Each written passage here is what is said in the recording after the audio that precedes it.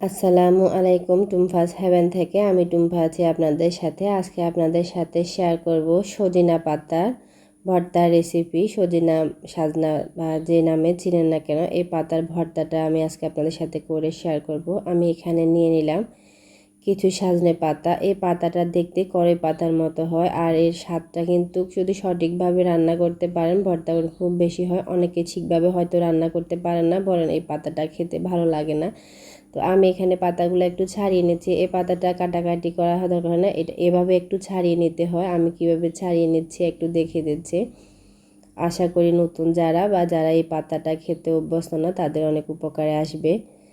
এই পাতাটা কড়ই পাতার মতো হলেও এটা স্বাদটা কিন্তু অনেক বেশি। এই যে আমি পাতাগুলো ছড়িয়ে নিচ্ছি, আমার এখানে এই পরিমাণ পাতা হয়েছে। আমি এখন এই পাতাটা ধুয়ে একটা সাইডে রেখে দেবো যাতে এর পানিটা ঝরে যায়। আমি এখানে দিয়ে দিলাম এক টুকরা মাছ, সাথে দিলাম 4-5টি রসুনের কোষ, কিছু দিয়ে দিলাম কাঁচামরিচ। ঝালটা যে যার পছন্দ অনুযায়ী দেবেন। ভর্তায় কাঁচামরিচটা ব্যবহার করলে তার পুষ্টি বেনিফিটটা কিন্তু খুব ভালো পাওয়া যায়।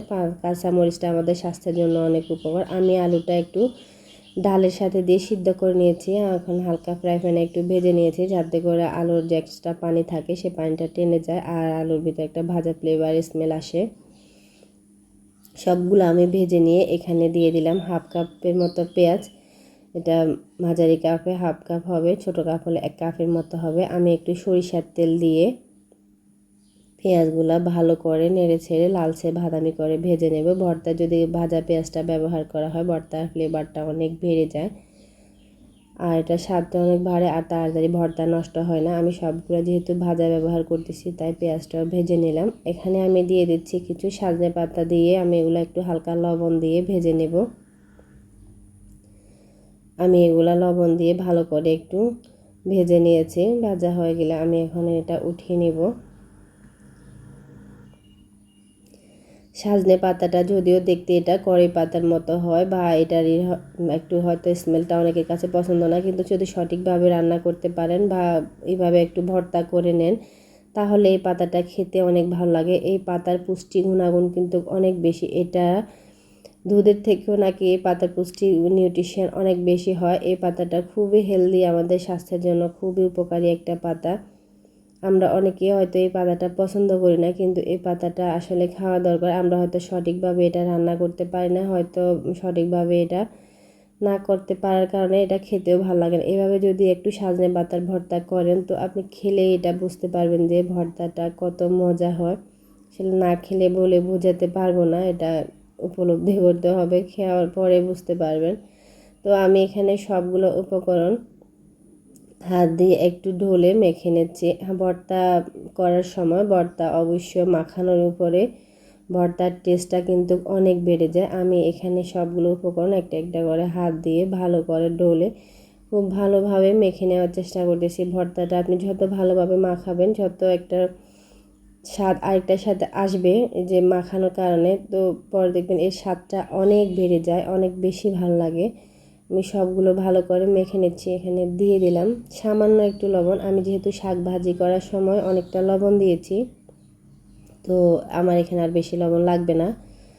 আমি দেখছি এইটুকুই লাগছে। দিয়ে দিলাম আমি সরিষার তেল। ভর্তার ভিতরে পর্যায়ে সরিষার তেলটা দিলে তেলের স্মেলটা খুব ভালো আসে।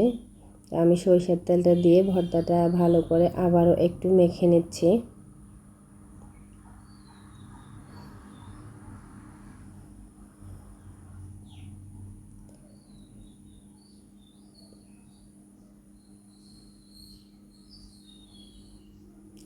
আমি এখন চেক করে নেব ভর্তার লবণটা ঠিক আছে কিনা। আমার এখানে লবণের টেস্টটা ঠিকই আছে, আমি আর লবণ দেব না।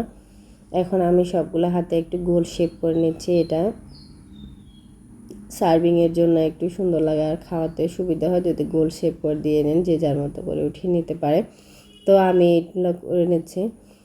রেসিপিটি যদি ভালো লাগে লাইক কমেন্ট শেয়ার করবেন, সাবস্ক্রাইব করে চ্যানেলের পাশে থাকবেন। আর যদি আপনি ভিডিওটি ফেসবুক পেজ থেকে দেখে থাকেন তাহলে সব ভিডিওটি শেয়ার করবেন, পেজটাকে ফলো দিয়ে রাখবেন। আমার অনেক আপুরা আছে আমার ভিডিওগুলো দেখেন কিন্তু সাবস্ক্রাইব লাইক কমেন্ট কিছুই করেন না। যদি ভিডিওটি দেখে আপনাদের সামান্য একটু হলেও ভালো লাগা কাজ করে আর কিছু শিখতে পারেন, কোনো উপকারে আসে, তাহলে অবশ্যই লাইক কমেন্ট করবেন আর সাবস্ক্রাইব করে চ্যানেলের পাশে থাকবেন। আমি এখন এগুলো একটু সার্ভিং করে নিচ্ছি। সজনে পাতার এই ভর্তার রেসিপিটা সত্যি অসাধারণ হয়, এভাবে একটু ভর্তাটা করে দেখবেন। আমি সবগুলো উপকরণ ভেজে হাত দিয়ে ভালো করে মেখে নিয়েছি। আমি এখানে কিছু রসুন দিয়েছি, কেউ চাইলে পছন্দ না করলে রসুনটা না দিতে পারেন। ভিডিওটি দেখার জন্য ধন্যবাদ। আল্লাহ হাফেজ।